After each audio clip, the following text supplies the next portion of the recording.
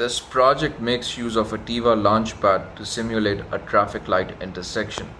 The project consists of the TIVA launchpad itself and an external circuit consisting of a group of different LEDs and push buttons. And the traffic light intersection that is simulated via this setup has been drawn out on this white sheet of paper. So this traffic intersection basically consists of two corridors for vehicular traffic and a third corridor for pedestrian traffic. So we have vehicular traffic flowing on the east-west and north-south corridor, and we have pedestrian traffic flowing on the north-south corridor as well. For vehicular traffic, the traffic lights consist of the standard red, yellow and green lights, whereas for pedestrian traffic, the traffic lights only consist of the red and green lights. The way we have mapped this traffic intersection onto a circuit is by using a group of red, yellow and green LEDs. Now this upper group of RYG LEDs simulates the traffic light on the east-west corridor, and the lower group simulates traffic light on the north-south corridor. And the traffic light for pedestrian traffic is actually simulated using the LED on the launchpad itself. This tiny light right here. So while this LED can be configured to give us multiple colors, we have configured it to give us just a red and a green color. That is a red and a green light. And the way we simulate the presence of traffic on either corridor is via push buttons. So for instance, if we want to simulate the situation where we have traffic present on either the north-south or east-west corridor, we make use of these two push buttons. This push button simulates traffic on the north-south corridor, and this one does it for the east-west corridor. And if we want to simulate the presence of pedestrian traffic waiting to cross over, we make use of this bigger push button.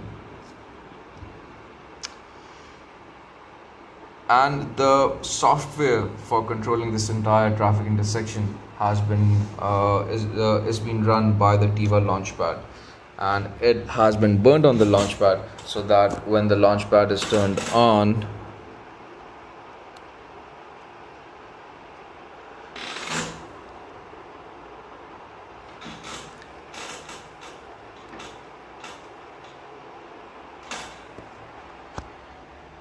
the software kicks in immediately and starts running in its default state. And in this default state, we basically have a green light on the east-west corridor and a red light on both the north-south corridor and the pedestrian corridor. So say we want to simulate the situation where we have traffic waiting to cross over on the north-south corridor.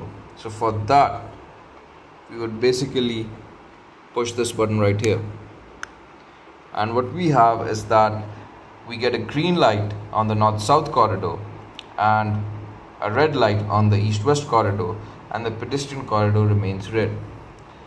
Now say we want to simulate the traffic condition where we have again traffic on the east-west corridor waiting to cross over. So we push this button right here, and now what we have is that the east-west corridor becomes green and the north-south becomes red and the pedestrian corridor remains red. And now finally say we have pedestrian traffic waiting to cross over. So we push this button right here, and both the vehicular corridors go red and the pedestrian corridor becomes green. Now this traffic situation was the simplest that could be discussed in this video. There are a bunch of other different traffic situations, and in order to cater to all these different traffic situations, we actually created a finite state machine and burnt it onto the TIVA launchpad. The overall aim of this project was to get a better hands-on experience with the TIVA launchpad, and specifically its I/O functionality. So TIVA launchpad has a bunch of different ports which can be configured to provide a bunch of different functionality.